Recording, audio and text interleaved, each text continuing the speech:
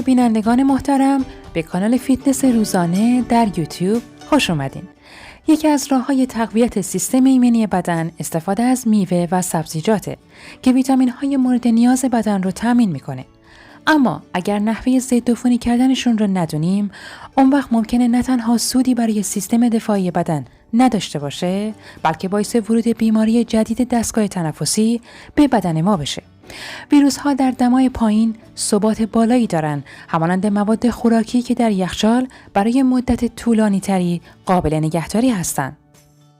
ویروس جدید توسط یک لایه چربی احاطه شده. در واقع اونها از جنس لیپید هستند. پس وقتی با یک ماده شستشو تماس پیدا می‌کنند، خیلی سریع به اون ذرات می‌چسبن و با ایجاد یک ترکیب اونها رو در خودشون حل می‌کنن. اگرچه شستن میوه‌ها و سبزیجات با آب و مواد شوینده تا حدودی آلودگی ویروس رو کم می‌کنه، اما جهت اطمینان بیشتر راهکارهای مناسب‌تر خدمتتون توصیه میشه.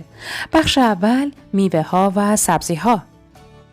روش اول، یک راه مؤثر و مفید و توصیه شده و همینطور مطمئن تهیه محلول مخصوص ضدعفونی سبزی‌ها و میوه‌ها از داروخانه است.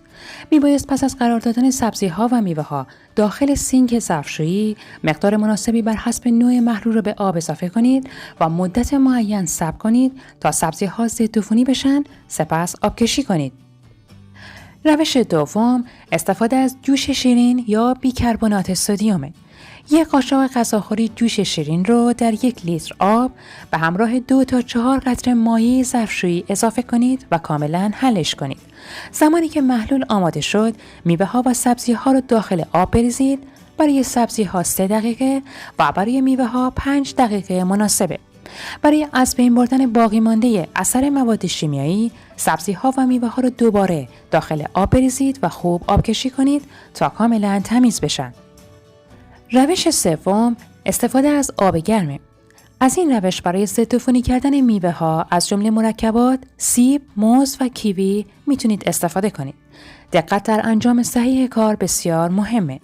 ابتدا ظرف رو با آب دمای 55 تا 60 درجه سانتیگراد به همراه 2 تا 4 قطره مایع ظرفشویی پر کنید و میوه ها رو به مدت 1 دقیقه تا 45 ثانیه غوطه ور کنید.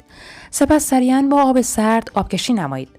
مدت بیشتر باعث کاهش کیفیت میوه ها و ماندگاری کمترشون میشه. خیلی از افراد در مرحله ضدعفونی کردن سبزیجات از نمک استفاده میکنن. استفاده از نمک باعث انگلزدایی سبزیجات نمیشه و تنها سموم و آفتکش‌ها را از سطح سبزیجات پاک میکنه.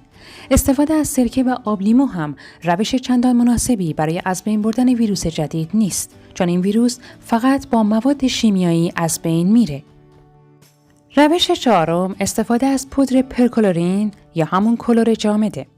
پودر ضدعفونی کننده‌ای که در همه داروخانه‌ها یافت میشه.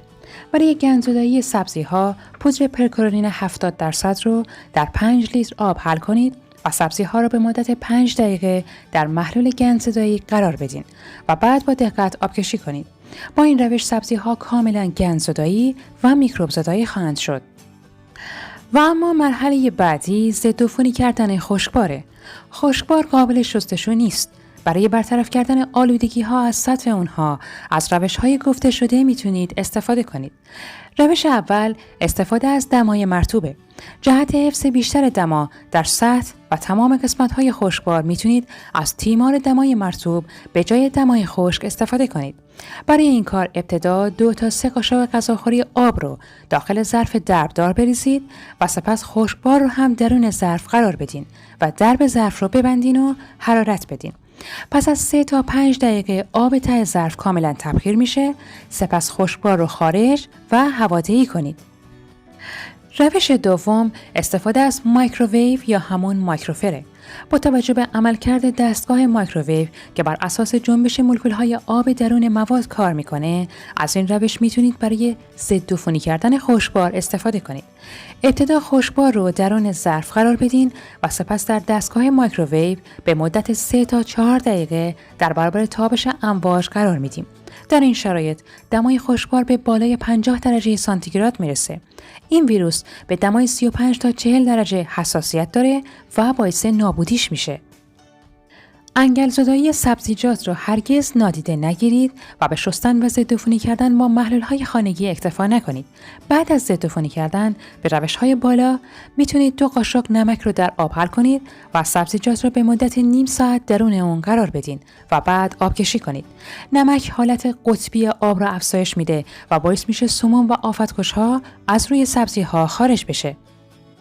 میوه و سبزی شسته نشده رو درون یخچال قرار ندین و در صورتی که پس از شستشو اونها رو خرد کردین در ظرفی با درب بسته در یخچال بذارید.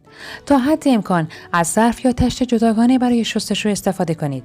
با اتمام عملیات ضدعفونی کیسه های پلاستیکی رو دور بندازید و محل قرار دادن کیسه های خرید رو شسته یا ضدعفونی کنید. با سپاس از همراهیتون. لطفاً کلیپ رو با دوستاتون هم به اشتراک بگذارید و حتماً اگر خودتون هم روش موثری بلد هستید حتماً برای ما کامنت بنویسید.